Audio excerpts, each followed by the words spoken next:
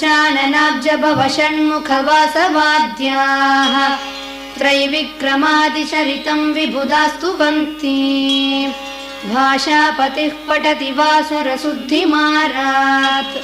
शेषाद्रिशेखर विभो तव सुप्रभातम् ईषत्प्रफुल्ल सरसीरुहनारिकेळ भूगद्रुमादिसुमनोहर बालिकानाम् आवाति मन्दमनिलः सह दिव्यगन्धैः शेषाद्रिशेखर विभो तव सुप्रभातम्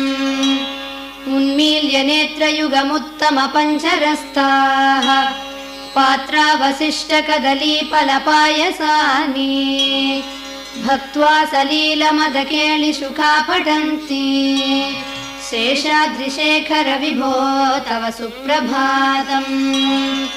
तन्त्री प्रकर्ष मधुरस्वनया